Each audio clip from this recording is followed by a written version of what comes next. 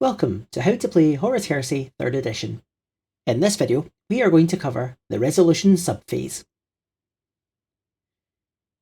It is the 31st millennium. Mankind bestrides the stars with weapons and technology of devastating reach and peerless destructive capability. Colossal macro cannons that deafen with every monstrous shot. Energy lances and melta arrays that scour civilizations like the gaze of a vengeful god. Vast Knight and Titan devices that bring utter ruin wherever they walk. Virus weapons capable of eradicating all life upon a world in a heartbeat. And of course, mankind's most precious and vilified military creation, the Legiones Astartes. Once the Imperium's most resolute defenders, now the splintered hosts of the lost, the betrayed, and the damned. But even with this dizzying array of technological might, the surest and grimmest way to ensure the defeat of the foe is in the blood and mud of warriors clashing with blades and bile in the madness of the Age of Darkness. If you are looking for other videos on how to play the game, then you can find them all on the channel in a dedicated playlist. And if this video helps you, then please give it a like, consider sharing it with a fellow Heresy player, and let me know how you are enjoying the rules of the new edition. You could also consider joining the Hopeless Heresy Legion by subscribing and hitting the bell for more Horus Heresy goodness. During the punishing horror of the melee, your warriors will have fought against their enemies in the brutal scrum of close combat, and in every such battle there are naturally both winners and losers. The Resolution subphase is where you will both define the winner of each combat you have fought on the table, and what reaction the units involved will take afterward. Will your warriors hold the enemy in place, dedicated to their eradication, or will your warriors see valour leave them and flee backwards? This subphase can change the face of an entire battle. The Resolution subphase is the final part of the Assault phase. It comes directly after the Fight subphase and acts as a direct sequel to it. Units that take part in the Fight subphase will always complete the Resolution subphase afterward. If no units fought in the previous stages of the Assault phase, then this subphase can be skipped over. To take part in this subphase, you must have an active combat on the table that has just completed a full combat round in the Fight subphase. A combat round consists of all the models involved in both units making attacks on the other, and then both sides removing casualties as needed. Once all active combats on the table have completed a combat round, then you should move on to the Resolution subphase. In this subphase, you will decide who has won each of the active combats on the table. Once a winner and a loser for each combat has been identified, then both units will have several options on what to do next. These options range from remaining in the combat to fight again in the next turn, to both fleeing from combat and pursuing enemies who do so. Before any other part of this subphase is completed, any models you have that were taking part in challenges should be returned to their parent unit. Please check out the challenge subphase video on how exactly to do this. The Resolution subphase is broken up into 4 main steps: Total Combat Resolution Points, Declare Winner, Make Panic Checks, and Aftermath. Let's walk through each stage together. It is important that you have kept track of both the outcomes of any challenges during the challenge subphase and any model slain during the Fight subphase of this turn. Step 1. Total Combat Resolution Points. The first thing we need to do is see how many combat resolution points each unit scored during the previous subphases. A combat resolution point is a point your side scores for performing well in a combat. The side that has the most combat resolution points in a combat is the winner of that combat, while the side that has the least amount of combat resolution points is the loser. The combat resolution score of individual combats will have no impact on other combats on the table, and you do not carry combat resolution points between turns. You only total combat resolution points for the current assault phase.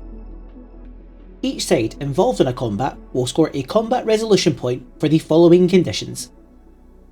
A side scores a combat resolution point for every enemy model they were able to remove as a casualty during the Fight subphase. The amount of wounds the model has does not matter, only physical models removed as casualties. If one side was able to remove 3 enemy models as casualties, this would be 3 combat resolution points. A side scores a combat resolution point if it has more models remaining in the combat after all casualties have been removed than the enemy unit. If your models outnumber the enemy's models, then you score a point. This can only be scored once per combat, and the number of models counted includes all friendly units involved in that combat. If I have 2 units of 10 models each remaining in the same combat, while the enemy only has 5 models, then I will score the point. You do not get multiple points for having multiple units involved in the same combat. If the amount of models is equal on both sides, then nobody scores a point. Some models, such as walkers, have a special rule that allows them to count as a certain amount of models when calculating this specific combat resolution point. Or models may be equipped with an item such as a Legion standard that also counts as additional models. Be sure to include this when calculating who outnumbers who. If the combat included models that were involved in a challenge, then the outcome of this may grant additional combat resolution points. Most commonly, this will be the winner of the challenge scoring the slain opponent's wounds as combat resolution points. It is important to keep a tally of how many points were scored as part of the challenge. Your unit may have additional special rules or war gear that allows it to score additional combat resolution points. For example, a Legion Vexilla automatically adds +1 combat resolution points to your score, while the Wordbearer's Unwavering Conviction special rule means that models with the Wordbearer's trait score an additional combat resolution point. It is important to know the rules and equipment that benefit your side when calculating combat resolution. A round of combat has just been completed between Assault Squad A and Despoiler Squad B. Side A is led by a Master of Dissent, while Side B has a Vexilla. Side A was able to remove 3 enemy models as casualties this assault phase, while Side B was able to remove 2. Assault Squad A scores a combat resolution point for each enemy model they have successfully removed as a casualty. They score 3 points. Despoiler Squad B also scores a combat resolution point for each enemy model they have successfully removed as a casualty. They score 2 points. Assault Squad A has 9 models remaining in the combat. Despoiler Squad B has 12 models remaining in the combat. Despoiler Squad B scores an additional point for outnumbering the enemy side. Both sides now have 3 points. Despoiler Squad B also has a Vexilla, a special piece of war gear that adds +1 combat resolution points to their total. They now have 4 points. For this combat, Assault Squad A has scored 3 points. Despoiler Squad B has scored 4 points. Step 2. Declare winner. Now we have our total combat resolution points for each side involved in the combat, we can declare a winner and a loser. Whoever has scored the highest number of combat resolution points during the combat is the winner. Whoever has scored the least amount of points is the loser. In our previous example, Assault Squad A had scored 3 points, and Despoiler Squad B had scored 4. For this combat, Despoiler Squad B would be the winner. Assault Squad A would be the loser. Once a winner is declared, then you would move on to Step 3 of the resolution subphase. If both sides have an equal amount of combat resolution points, then this combat would be declared a draw. This combat would instead move on to Step 4 of the resolution subphase. Step 3. Make panic tests. Once a winner has been determined, then the losing side may panic in the face of their resurgent enemy and flee from the combat. This is known as a panic test. The losing player will make a single leadership test for their entire side involved in a combat. To make a leadership test, they will roll 2d6 and compare the result to the leadership value of the majority of the friendly models involved in that combat. The player needs to score equal to or under their leadership value to pass the test. If they score over the value, then the test is failed. Note that a roll of a double 1 will always pass this leadership test, while a roll of a double 6 will always fail the leadership test. This single leadership test will be for all friendly units involved in a single combat. If I have 3 friendly units involved in the one combat, then I will still only need to pass 1 leadership test. Again, the number required will be the leadership value the majority of the friendly models involved in the combat have. If any of the models on the losing side have either the Sergeant or Command subtypes, then their leadership value can be used instead. Most importantly, the losing side will also suffer a modifier to this test. The difference between both sides' combat resolution scores will be applied to this test as a negative modifier. So if there had been a 3-point difference between mine and my opponent's scores, then the leadership test would have a -3 modifier. The more convincingly a side wins a combat, the more difficult the following leadership test will be for the loser. Again, note that a double 1 will always pass this leadership test, while a roll of a double 6 will always fail the leadership test. If the losing side passes the leadership test, then they do not panic. They would then move on to step 4. If the losing side fails the leadership test, then all the friendly units involved panic. All friendly units on the losing side involved in the combat immediately gain the routed status. They would lose any other statuses they had prior to this point. They would then also move on to step 4. If a unit on the losing side already had the routed status, then they do not require a leadership test at all. They maintain their routed status and also move on to step 4. In our previous example, Assault Squad A had scored 3 points, while Despoiler Squad B had scored 4. Despoiler Squad B was declared the winner. Now, Assault Squad A would need to pass a leadership test. The majority of the models in Assault Squad A have leadership 7. However, the squad has a Sergeant model with leadership 8 and a Master of Descent who is a command model with leadership 9. The controlling player can choose either one of these models for the leadership test. They choose the Master of Signals. Assault Squad A have lost the combat by 1 point, as 4 take away 3 equals 1. They will apply this as a negative modifier to the leadership test. The Master of Descent's leadership is 9. 9 take away 1 equals 8. So when they roll the test, they will need to score 8 or under to pass. Assault Squad A rolls 2d6 and needs to score equal to or under the required score of 8 to pass. However, they roll a 9. The leadership test is failed. Assault Squad A and the attached Master of Signals immediately gain the routed status. Both units would now move on to step 4 of the resolution subphase. Step 4. Aftermath. Now we know who has won and lost the combat. Each unit involved will now select an Aftermath option. An Aftermath option is what the unit will immediately do now the combat is completed. There are numerous different Aftermath options, but a unit will only have access to a limited number depending on whether they won the combat, lost the combat, or both sides drew in the combat. Note that some factions will have special rules or equipment that give them access to unique Aftermath options, such as the Custodes' Blade of Mercy. For ease, we will focus only on the core Aftermath options presented in the core rulebook. The options available to you during the Aftermath step will depend on whether you won, lost, or drew the combat. The losing player will always choose their Aftermath options first. Each of the units involved in the combat can have different Aftermath options selected for them. However, the losing player must make their Aftermath options before the winning player. Then, the winning player will declare their unit's Aftermath options. Note that if there were multiple combats on the table at the same time, then the roles of winner and loser can switch back and forth.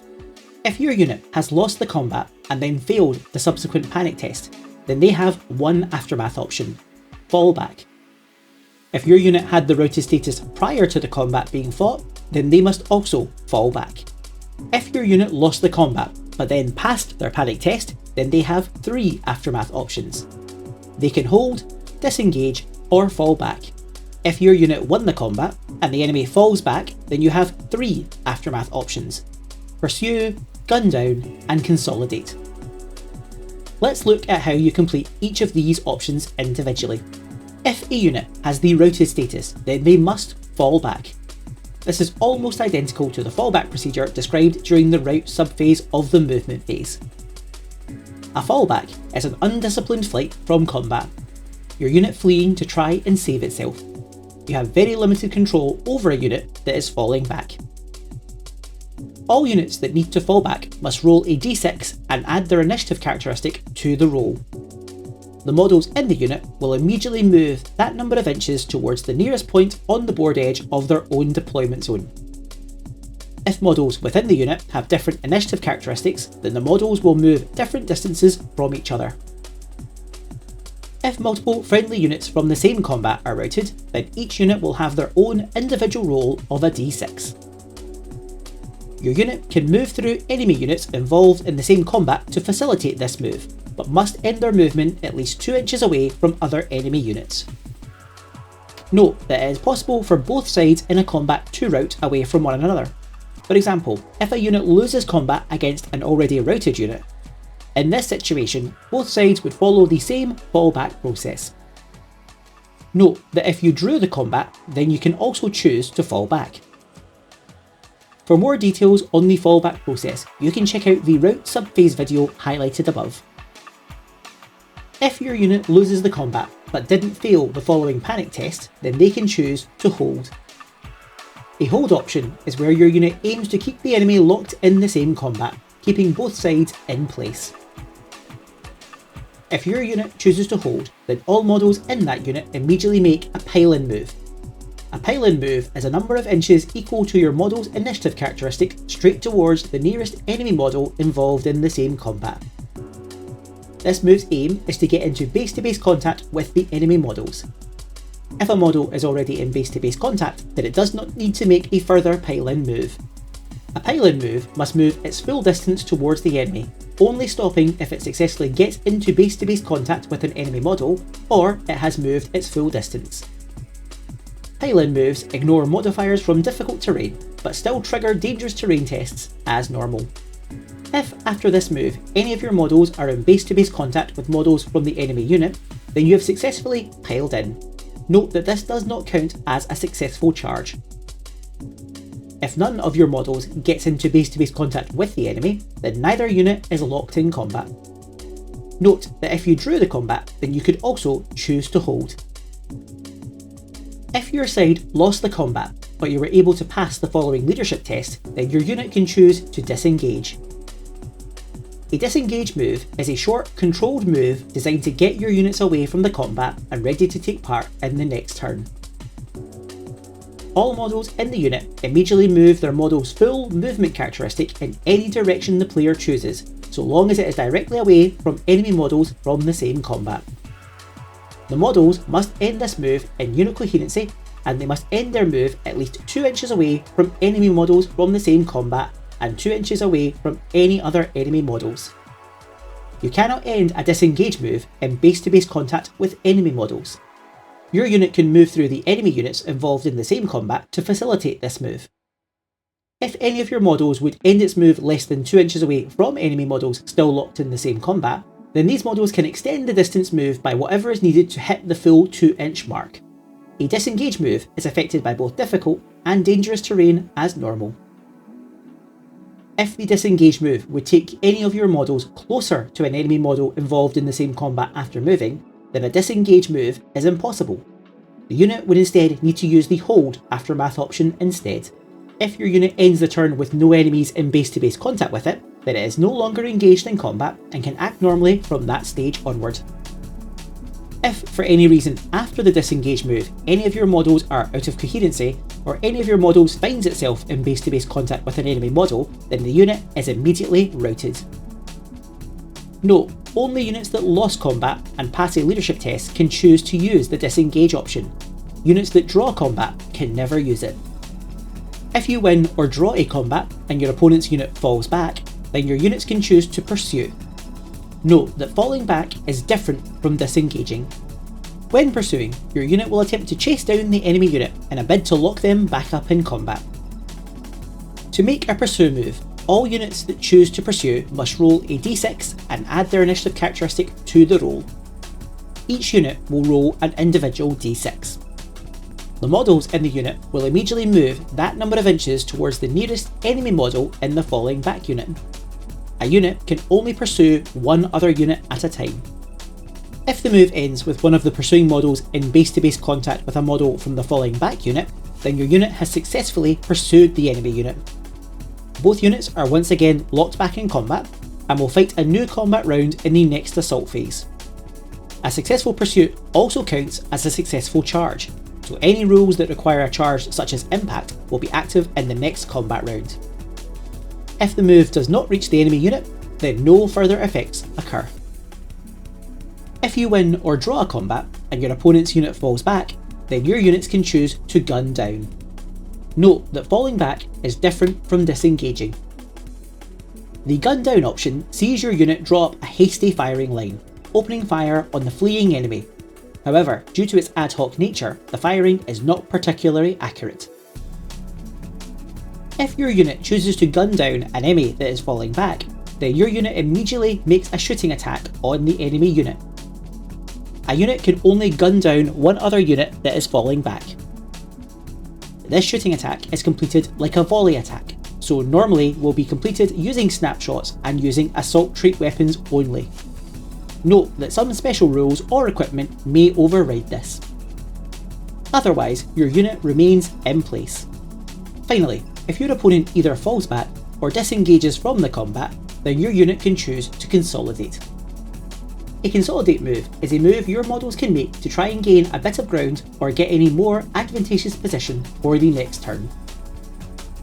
The models in your unit can immediately make a move in inches up to their individual initiative characteristics. This move ignores the effects of difficult terrain, but will still require dangerous terrain tests as normal. This move can be in any direction, so long as it ends at least 2 inches away from enemy models. The consolidating unit must maintain unit coherency as well. Note that if both sides drew, then the active player can decide which side will pick their aftermath option first. Again, this side's units must all have options chosen and completed before the other side, and each unit involved in the drawn combat can have a different option chosen. In our previous example, Assault Squad A had scored 3 points, while Despoiler Squad B had scored 4. Despoiler Squad B was declared the winner, and Assault Squad A failed their leadership test and routed. Now, both units will choose an aftermath option. As the loser, Assault Squad A will choose and complete their aftermath option first. If a unit has the routed status, then the only option they can choose is to fall back. I roll a d6 for the routed unit and score a 5. I will add this to the individual model's initiative characteristic to calculate how far the unit will fall back. The Assault Marines have an initiative of 4, and the Master of Descent has an initiative of 5. The Assault Marines will move 9 inches during their fallback move, and the Master of Descent will move 10 inches. All models move directly toward the nearest board edge in their own deployment zone. If needed, they can move through enemy models in the same combat to make this move. Once this move has been completed, that is the loser's aftermath option completed. Now, the winning unit can choose their aftermath option. As they have won the combat and the enemy unit has fallen back, Despoiler Squad B has 3 options: Pursue, Gun Down, or Consolidate. Pursue will let the Despoilers attempt to catch the Assault Marines and lock them back up in combat. Gun Down will allow them to shoot at the fleeing unit with a round of volley fire. And Consolidate will allow them to make a small move in any direction to gain better ground. The Despoilers decide to pursue, keen to lock the enemy back up. To do this, Despoiler Squad B will roll a d6 and add that to their initiative score. They will then move this distance in inches towards the fleeing models. If able to get back into base-to-base contact, then they will lock the enemy back up in combat. However, Despoiler Squad only rolls a 1. Adding this to their initiative gives us a distance of 5 inches. All models move 5 inches towards the nearest enemy models from the fleeing unit. The Despoiler's move ends, failing to get into base-to-base contact, so neither unit is back in combat. And this would end the resolution subphase for both units. Note that if during the fight subphase all models on one side are removed entirely as casualties, then this is classed as a massacre and a total victory for the surviving unit.